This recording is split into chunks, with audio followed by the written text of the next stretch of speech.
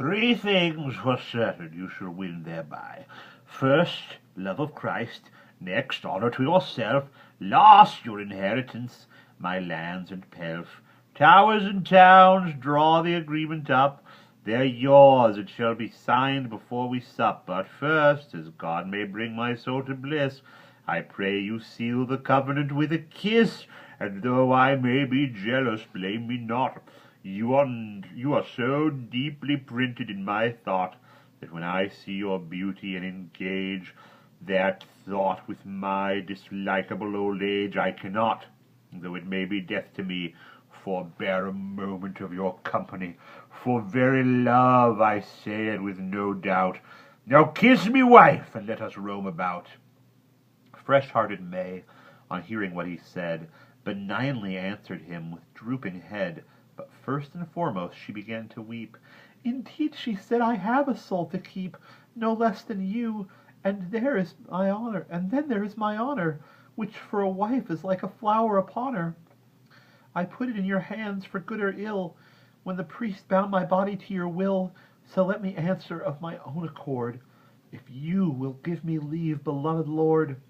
I pray to God that never dawn the day, or let me die as foully as I may, when I shall do my family that shame of being, or bring so much dishonour on my name, as to be false. And if my love grow slack, take me and strip me, sew me in a sack, and drop me in the nearest lake to drown. I am no common woman of the town. I am of gentle birth. I keep aloof. Why so speak thus to me? For what reproof have I deserved? It's men that are untrue, and women ever blamed anew. I think it's a pretence that men profess. They hide behind a charge of faithlessness." And as she spoke, she saw a short way off young Damien in his bush. She gave a cough and signaled with a finger quickly where he was to climb into a tree, a pear, heavily charged with fruit, and up he went, perfectly understanding what she meant. Or any other signal I may state, better than January could her mate, for she had written to him, never doubt it, telling him all and how to set about it. And there I leave him sitting, by your pardon, while May and January roamed the garden. Bright was the day, and blue the firmament. Down fell the golden flood that Phoebus sent to gladden every flower with his beams. He was in Gemini at the time, it seems, and but a little from his declination in Cancer, which is Jupiter's exaltation. And so it happened, through the golden tide into the garden from the further side came Pluto, who is king of fairyland, and many a lady of his elfin hand.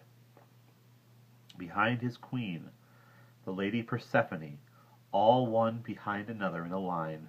If you consult your Claudian, you may read how she was gathering flowers in the mead, and how he fetched her in his grisly cart. The king of fairy sat him down apart upon a little bench of tufty green, and then he turned and thus addressed his queen. "Dear wife," he said, "what no one can gainsay, and what experience shows us every day, are the foul treacheries women do to men. 10,000 tales, and multiply by 10. Record your notable untruth and lightness. O Solomon, in thy wisdom, wealth, and brightness, replete in sapience as in worldly glory, how memorable are thy words and story to every creature capable of reason. Of man's true beauty and of woman's treason, thou saidst, among 1,000 found I one, and yet among all women found I none." So said the king, who knew your wickedness, and Jesus, son of Sirach, as I guess, seldom says much of you in reverence. Wildfire and a corruptive pestilence fall down upon you to burn and blight. Do you not see that honourable knight, who, being blind and old and unobservant, is to be cuckolded by his own servant? Look, there he sits, that lecher in the tree. Now I will grant it of my majesty to this blind, old, and estimable knight, that he shall instantly receive his sight, whenever his wife begins her villainy. He shall know all about her harlotry, both in rebuke of her and others too. So that, the queen replied, is what you'll do? Now, by my grandsire's soul, though she is young, I'll put a remedy answer on her tongue, and every woman's after for her sake, though taken in their guilt, that they shall make, though taken in their guilt, they yet shall make a bold-faced explanation to excuse them, and bear down all who venture to accuse them. For lack of answers none of them shall die. Though a man saw things with his naked eye, we'll face it out, we women, and be bold to weep and swear, insinuate and scold, as long as men are gullible as geese. What do I care for your authorities? I'm well aware this Jew, this Solomon, found fools among us women, many a one. But if he never found a woman true, God knows there are as many men who do, who find them faithful, virtuous, and good. Witness all those in Christian sisterhood who prove their constancy by martyrdom, and Roman history has mentioned some, aye, many women of exceeding truth. Now keep your temper, sir, though he forsooth said there were no good women. If you can consider the opinion of this man, he meant it thus, that sovereign constancy. Is God alone, who sits in Trinity? Hey, God knows Solomon is only one. Why do you make so much of Solomon? What though he built God's temple in the story? What though he were so rich, so high in glory? He made a temple for false gods as well. What could be more reprehensible? Plaster him over as you may, dear sir, he was a lecher and idolater, and in his latter days forsook the Lord. Had God not spared him, as the books record, because he loved his father, surely he would have taken his kingdom rather than he should. And all the villainous terms that you apply to women are not worth a butterfly. I am a woman, and I needs must speak, or swell until I burst. Shall I be meek? If he has said that we were wrangleresses,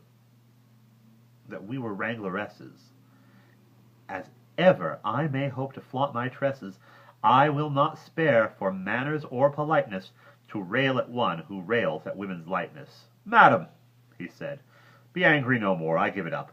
But seeing that I swore upon my oath to grant him sight again, I'll stand by what I said. I tell you plain, I am a king. It fits me not to lie.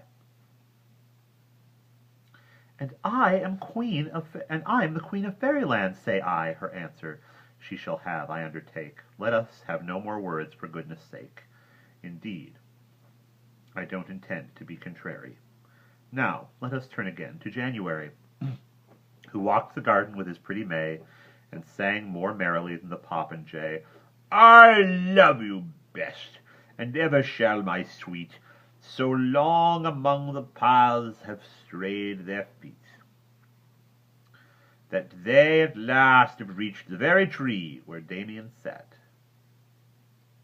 So long among the paths had strayed their feet, that they at last had reached the very tree where Damien sat, in waiting merrily, high in his leafy bower of fresh green, and fresh young May, so shiningly serene, began to sigh, and said, Oh, I've a pain. Oh, sir, whatever happens, let me gain one of those pears up there that I can see, or I shall die. I long so terribly to eat a little pear, it looks so green.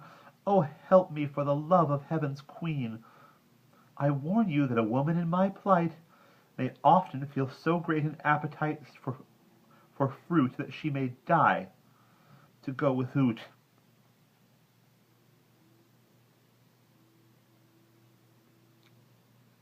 Alas, he said, there's nobody about able to climb. Alas, alas, said he, that I am blind.